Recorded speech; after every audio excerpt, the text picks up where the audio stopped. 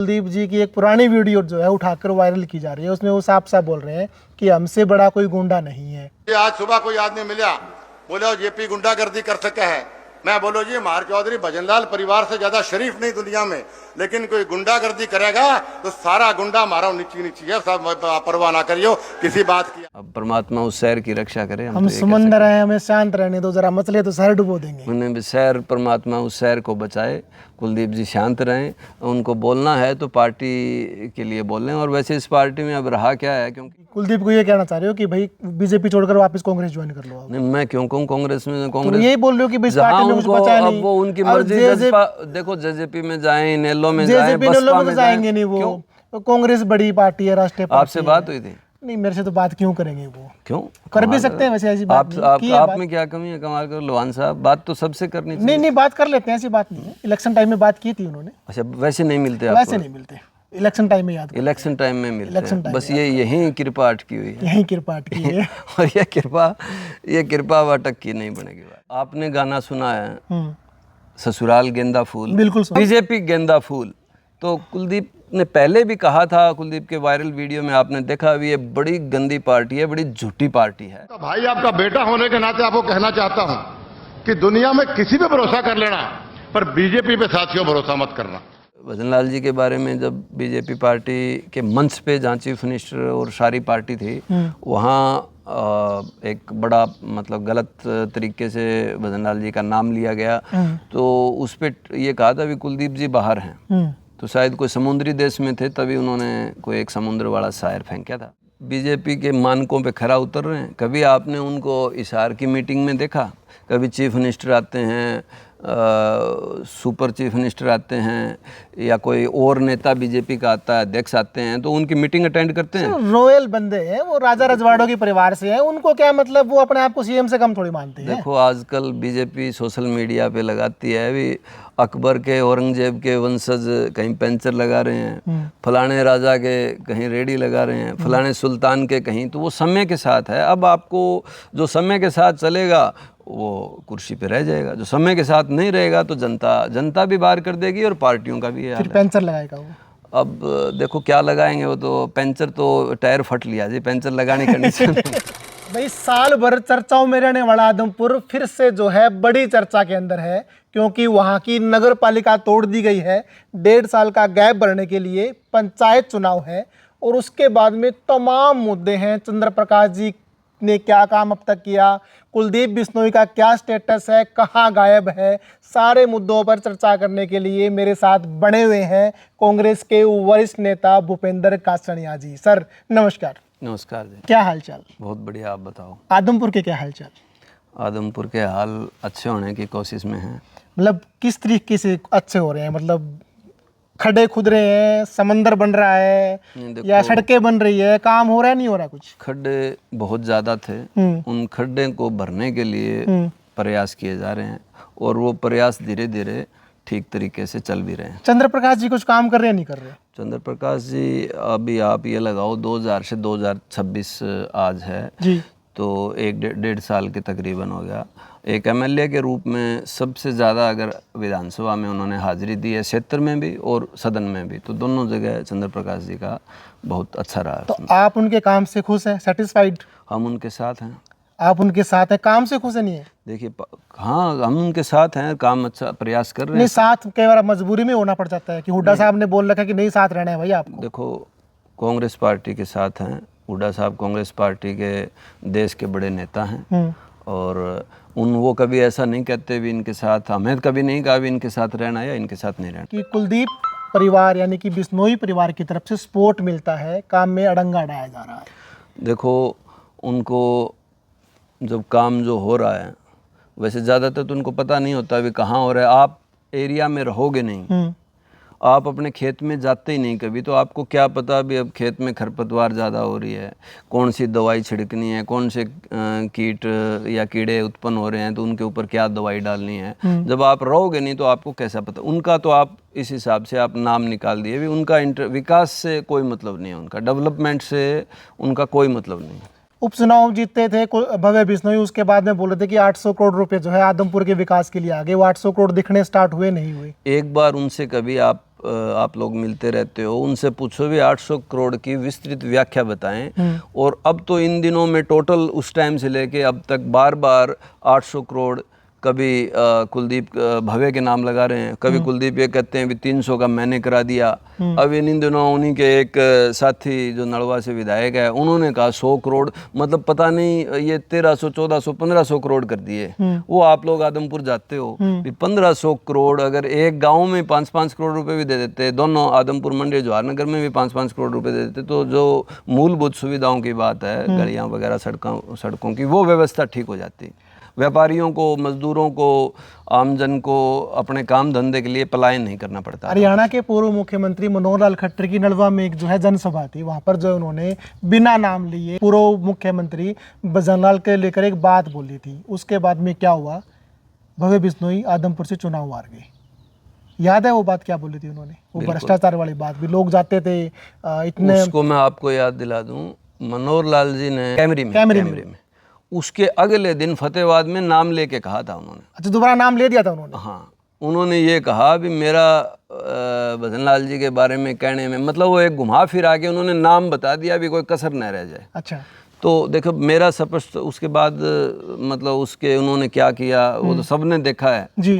तो एक ऐसा नहीं बोलना चाहिए था मनोहर लाल जी को, नहीं बोलना चाहिए था। कहीं ना कहीं घुमा फिरा कर ये कुलदीप बिश्नोई को घेरने में लगे हुए हैं। क्या कांग्रेस ने तो पल्ला झाड़ दिया, कांग्रेस से निकल गए हैं, अब बीजेपी के अंदर जो है इनको कहीं ना कहीं सेटल नहीं होने दिया जा रहा। किसी मौके की बात करो, बोल रहे थे कि राज्यसभा सीट दी जाएगी, लोकसभा में टिकट दी जाएगी, ना लोकसभा में टिकट मिली, ना राज्यसभा की कुछ सीट दी गई। अब जो है दोबारा से रेखा शर्मा राज्यसभा सांसद है, उन्होंने बड़ा बयान दे दिया कि जो पूर्व सीएम भजनलाल जी हैं, उनके बेटे चंद्र प्रकाश जी हैं, वो तो गुंडागर्दी करके, बदमाशी करके चुनाव जीता करते। और उसके बाद में कुलदीप बिश्नोई ने चुप्पी साध रखी है, कोई भी जो है उनकी तरफ से बड़ी प्रतिक्रिया नहीं आई है। रेखा शर्मा ने पहले दिन तो नाम लेके कहा, अगले दिन उनके ऊपर जब दबाव बनाया गया तो उन्होंने कहा, स्पेशल फिर कहा भी मैं मेरी बात पे अड़ी हूँ। ठीक है, ये वो उस मानसिकता को मैं बहुत गलत मानता हूँ।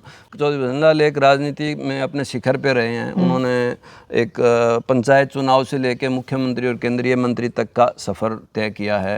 उनका जो कार्यकाल रहा उसका विषय आज नहीं है। उसके आज आपको जो इस दुनिया में नहीं है उसके बारे में नहीं बोलना चाहिए। जो हिंदू धर्म की बात करती है, नैतिकता की बात करती है, विश्व गुरु की बात करती है जो पार्टी, वहाँ पे जो लिखा है भी आपने महाभारत रामायण में भी सुना होगा और गीत ग्रंथों में भी सुना, जो दुनिया में नहीं है उसके ऊपर उसकी चर्चा नहीं करनी चाहिए। हमारी ये परंपरा नहीं है।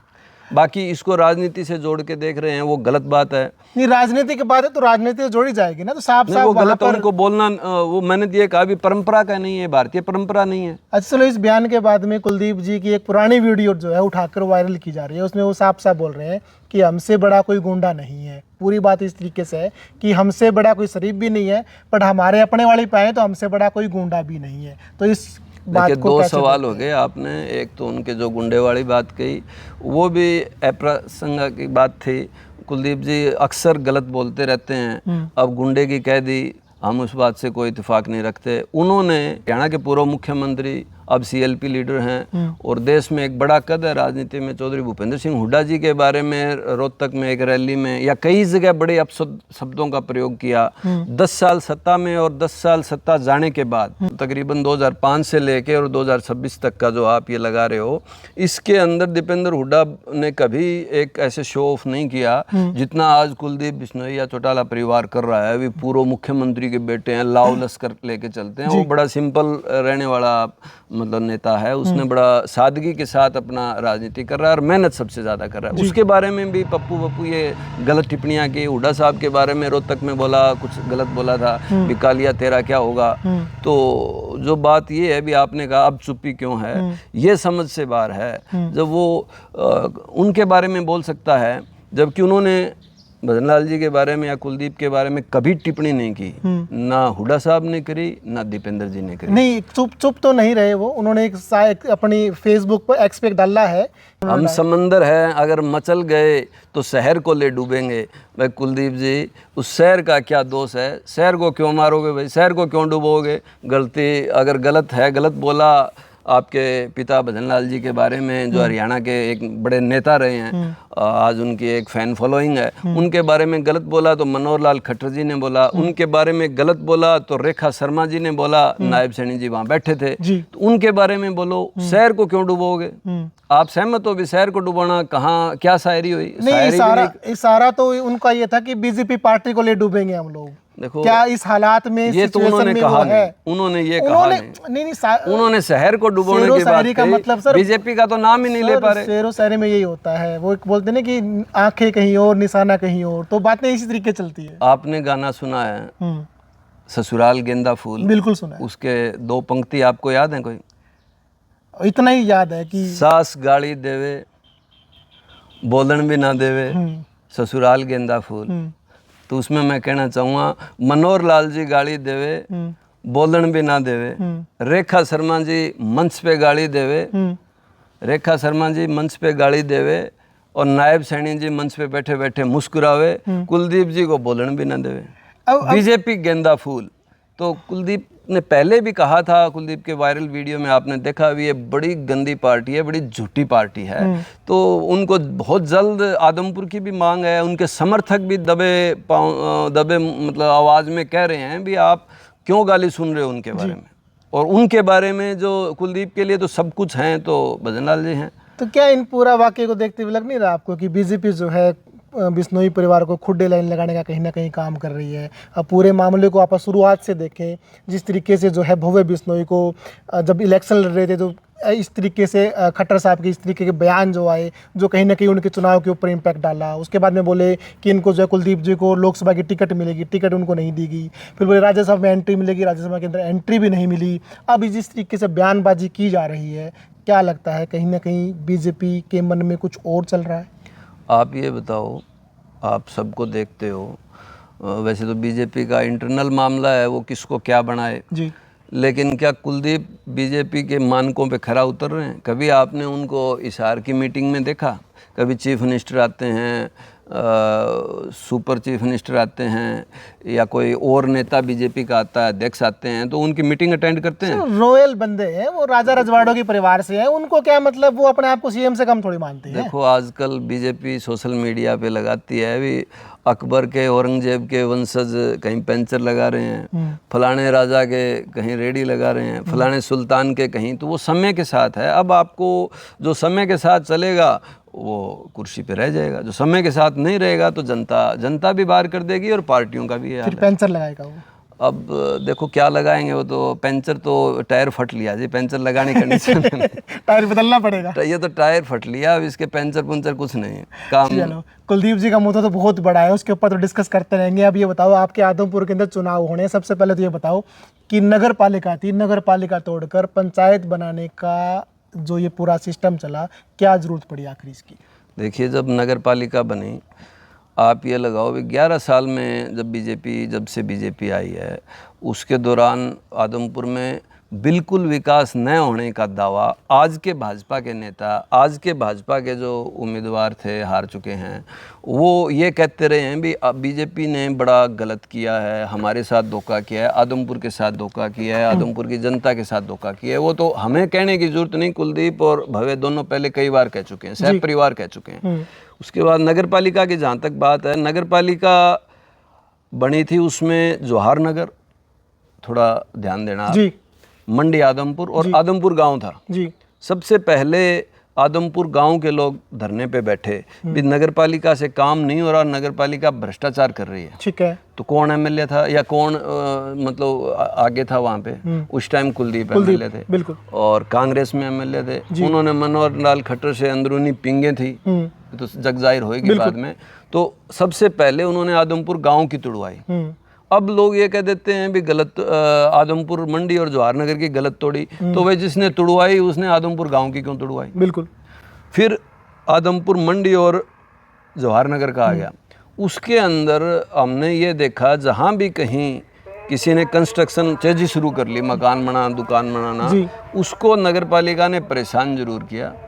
हाँ, वो तो फॉर्मेलिटी पूरी करवाएंगे, वो फॉर्मेलिटी, वो एक उन्होंने काम नहीं किया, लोगों के मतलब डंडा रखा ज़्यादा, उन्होंने अपना डंडा लोगों के ऊपर चलाया, काम नहीं किया। ये मैं मतलब दर्जनों या सैकड़ों लोगों से मैं ये देख सुन चुका था। ठीक है। तो जो आपके काम नहीं आ रही और आपको परेशान कर रही हो तो उस चीज़ को हटाना जरूरी था। लोगों ने धरना दिया, हटा दी।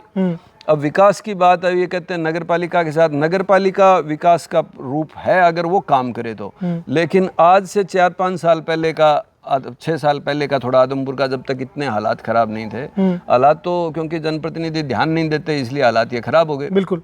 अब पटरी पे ले आए जाने के प्रयास किए जा रहे हैं। तो आप ये बताओ, आप हिसार रहते हो, आपने आदमपुर में तो पंचायत थी, बिल्कुल। उकलाना मंडी का देखा है, बरवाड़ा का देखा है, सिवानी का देखा है, बुआनी खेड़ा का देखा है। वहाँ ऐसी क्या नगर पालिका ने डेवलपमेंट कर दी जो आदमपुर में मतलब उसका हम तुलना करें? वहाँ भी तो बुरे हाल थे, आदमपुर ठीक था उनसे। बुद्धिजीवी तो बोलते हैं कि जी देखो ये तो डिमोशन हो गया, मतलब बंदा +2 में जाने के बाद में वापस 10वीं में लेकर आए। उसके लिए सरकार, प्रशासन और तत्कालिक जो प्रतिनिधि थे भव्य, बीजेपी के वरिष्ठ नेता माने जाते हैं कुलदीप, ये लोग थे, उन्होंने क्यों नहीं संभाला? वो भ्रष्टाचार पे अंकुश लगवाते, आज भी नहीं है। तो ये तो मानते हो ना आपकी पंचायत से बेटर नगर पालिका थी अगर सिस्टम से काम लिया जाता उससे। तो अगर सिस्टम से काम लिया जाता और लोगों को सुविधाएं दी जाती तो लोग कोई टैक्स भरने के पीछे नहीं हटे थे। लोग तंग हो गए इसलिए नगर पालिका के खिलाफ चले थे।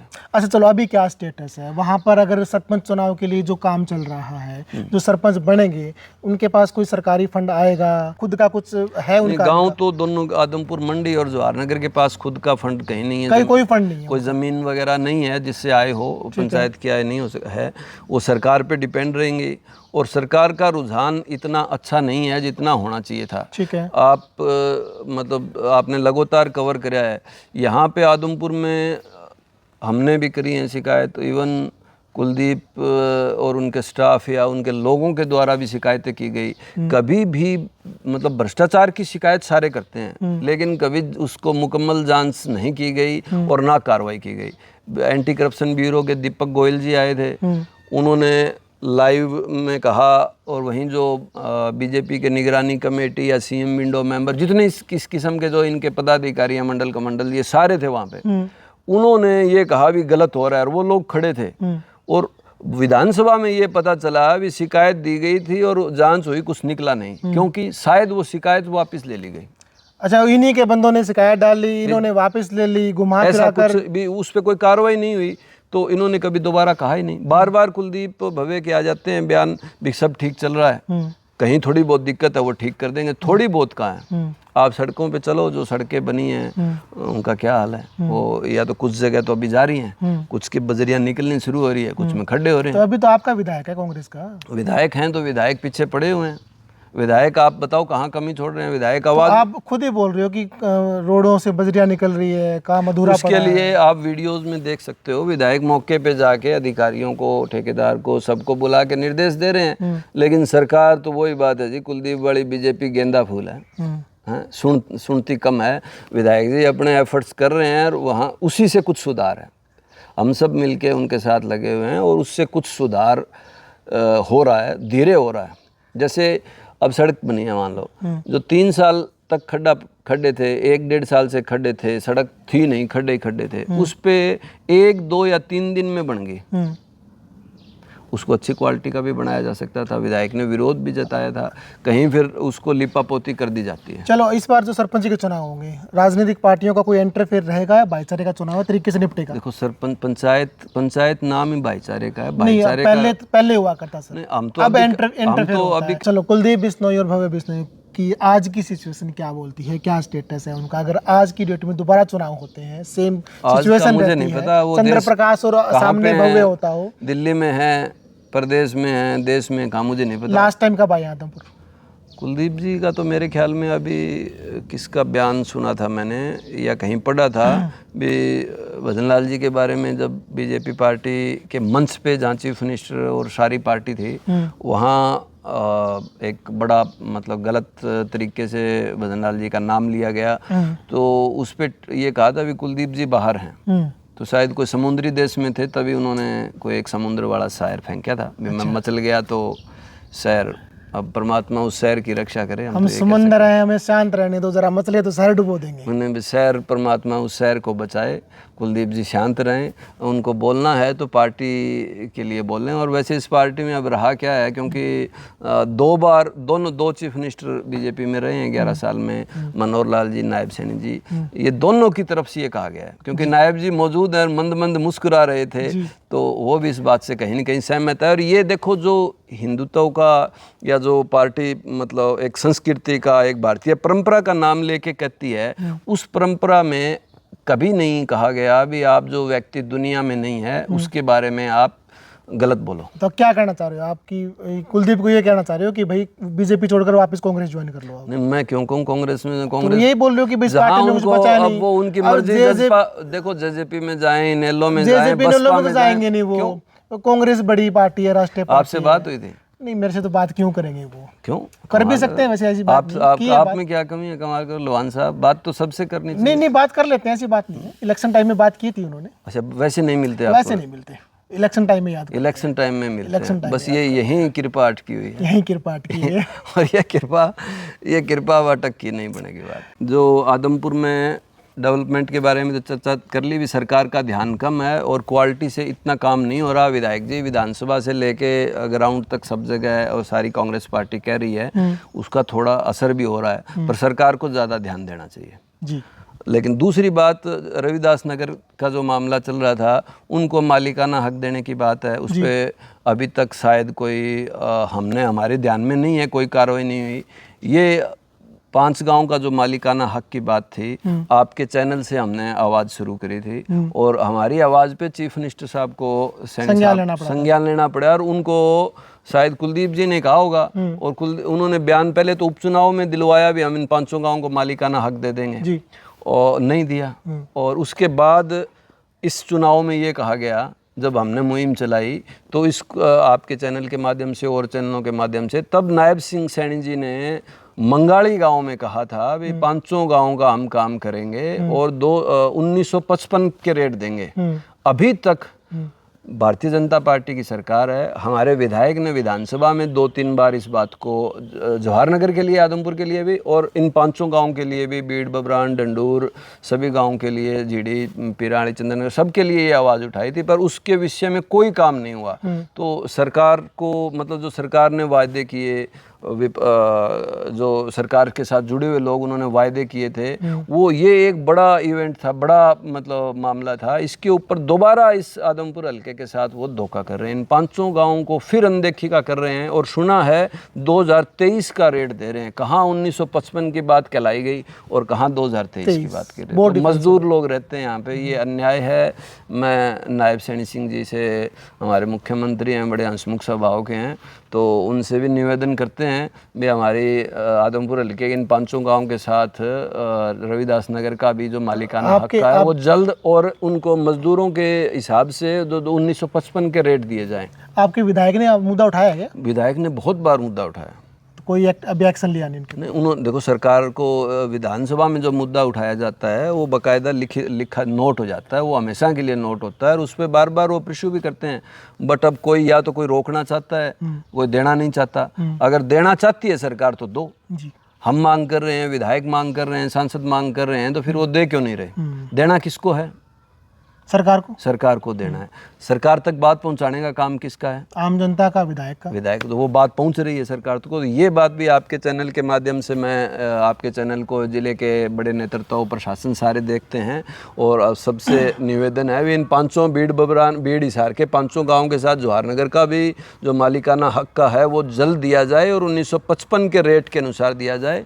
और आदमपुर की दशा सुधारने के लिए भी सरकार को थोड़ा ज़्यादा एक्टिव होना चाहिए, भ्रष्टाचार पे अंकुश लगाना चाहिए। अगर इसकी निष्पक्ष जांच की जाए तो यहाँ भी इन्होंने बड़ा घोटाला अंजाम दे चुके हैं, और जो थोड़ा थोड़ा अब भी चल रहा है। चलो जी, बहुत बहुत धन्यवाद जुड़ने के लिए। Thank you. तो मेरे साथ बने हुए थे कांग्रेस के वरिष्ठ नेता भूपेंद्र कासनिया जी। तमाम मुद्दों के ऊपर खुलकर चर्चा हुई। बाकी आपका इस पूरे मामले को लेकर क्या राय है, आप हमें कमेंट कर दें। और आदमपुर में जो अभी पंचायत चुनाव हो रहे हैं उसको लेकर आपका कोई सवाल दिमाग के अंदर है तो वो सवाल भी हमें कमेंट में डाल दें, क्योंकि कल हमारी टीम पहुंचेगी आदमपुर, वहां पर मौके पर क्या चल रहा है, कौन कौन सरपंच अपना वहां पर जो है जोर आजमाइश कर रहे हैं, किन किन मुद्दों के ऊपर लड़ाई होने वाली है, क्या भाईचारे का चुनाव रहेगा या फिर राजनीतिक पार्टियों का इंटरफेयर भी चुनाव के अंदर रहेगा, पूरे मुद्दे के ऊपर पूरी ग्राउंड रिपोर्ट हम आपको दिखाएंगे। तब तक देखते रहें सिटी बिग न्यूज़। नमस्कार।